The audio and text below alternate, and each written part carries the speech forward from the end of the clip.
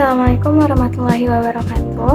Nama saya Mutia Nanda Salsabila dari program studi Statistika 2025. Di video kali ini saya akan menjelaskan tentang peranan dan hubungan pendidikan dalam berbagai bidang. Dalam bidang sosial, politik, ekonomi, dan budaya. Kalian pernah kebayang gak sih gimana manusia itu tahu caranya bergotong royong, terus cara menolong orang lain, atau bahkan tahu mana benar mana salah. Nah, itu semua ada di bagian dari pendidikan.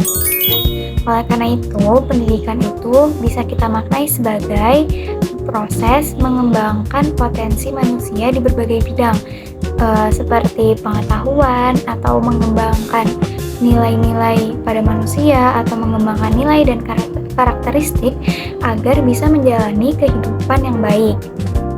Nah, pendidikan itu sendiri bisa didapatkan gak cuma dari kuliah, gak cuma dari kampus ataupun sekolah, teman-teman. Jadi bisa didapetin juga dari lingkungan keluarga, lingkungan sekitar masyarakat, atau bahkan pengalaman diri sendiri.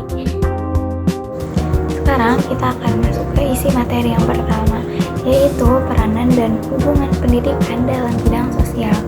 Dalam bidang sosial, pendidikan ini memiliki fungsi sebagai pengembangan karakteristik nilai-nilai manusia dalam menjalani kehidupan supaya berkehidupan lebih baik. Dan pendidikan di sini juga bisa menjadi alat yang efektif untuk menumbuhkan adanya sikap sosial seperti gotong royong, membantu orang lain, dan juga memiliki nilai-nilai Pancasila yang baik dalam diri mereka. Yang kedua ada dalam bidang ekonomi. Pendidikan dalam bidang ekonomi itu membantu untuk meningkatkan kualitas kinerja dari tenaga kerja yang berkontribusi langsung dalam pengembangan ekonomi, juga pengembangan ketahanan ekonomi. Lalu, pendidikan juga berfungsi memungkinkan kita untuk memberikan inovasi dan solusi-solusi yang lebih efisien. Di sisi lain, pendidikan juga dapat membantu mengurangi kemiskinan dengan cara memberikan akses terkait pengetahuan dan keterampilan supaya bisa mendapat pekerjaan yang lebih baik. Yang ketiga ada pendidikan dalam bidang politik.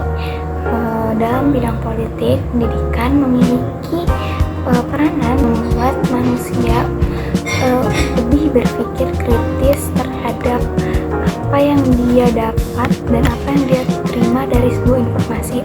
Pendidikan juga membuat seseorang dapat lebih mengetahui tentang hak dan kewajibannya sebagai warga negara Indonesia. Selain itu, pendidikan juga dapat membuat kita lebih mengerti arah demokrasi dan cara untuk menyuarakan pendapat dengan baik dan sesuai aturan. Yang terakhir ada pendidikan dalam bidang budaya. Nah, dalam bidang ini pendidikan itu berfungsi sebagai tempat untuk kita melestarikan dan merealisasikan nilai-nilai luhur budaya yang sudah ada dari zaman dulu. Dan dengan pendidikan juga membuat kita lebih menghargai dan menghormati budaya-budaya yang sudah ada. Baik, itu semua materi yang dapat saya sampaikan.